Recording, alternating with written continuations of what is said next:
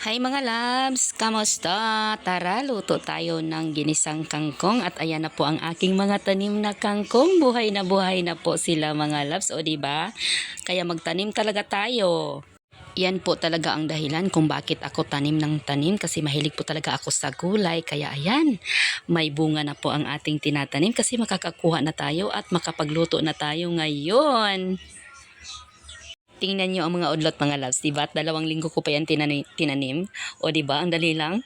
So kunin na natin para madadami pa siya ba pag kukunan natin yung mga udlot niya. So ang mga salingsing niya is dadami pa talaga. Kaya iyon. At ayan na po ang aking nakuha.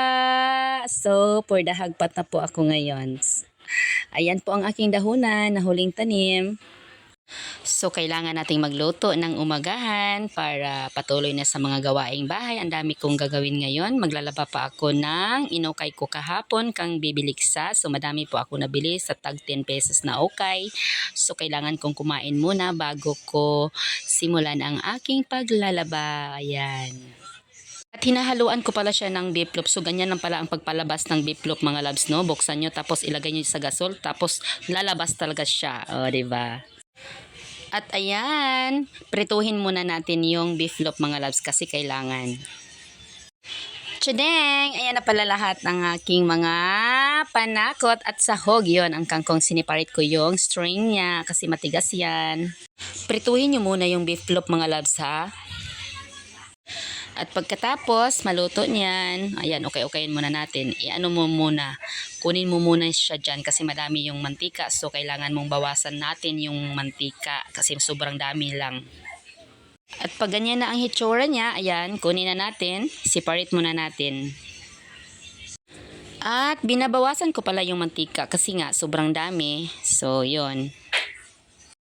At yan na pala ang natira. So, gisa na tayo ng bawang. So, yan naman talaga dapat ang unahin natin, ang bawang.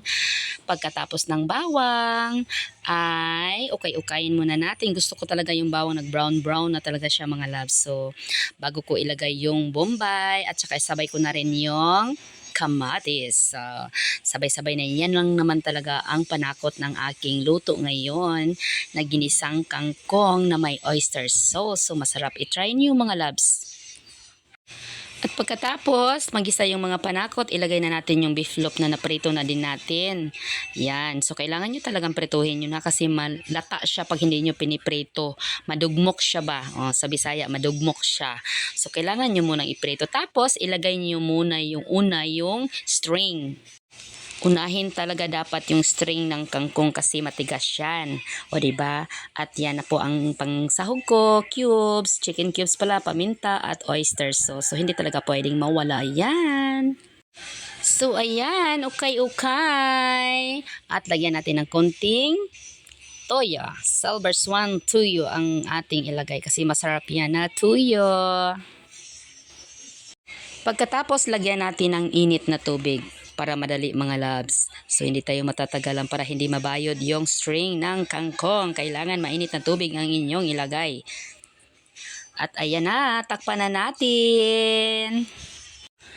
So, ayan, minuksan ko na naman para ilagay ang dahon ng kangkong. So, ilang minutes lang naman kasi hindi naman talaga yun masyadong matigas.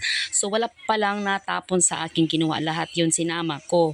Wala akong tinatapon mga loves kasi lahat yun is udlot na talaga yung kinukuha ko. Kaya napakasarap po. Ayan, ukay-ukay ka para maluto na. Napakasarap po ng ginisang kangkong na may beef loaf at saka oyster sauce. So, yun po ang aking recipe ngayon. Hala, ayan na siya. Luto na. Diba? Napakadali lang po talagang magluto mga lalabs.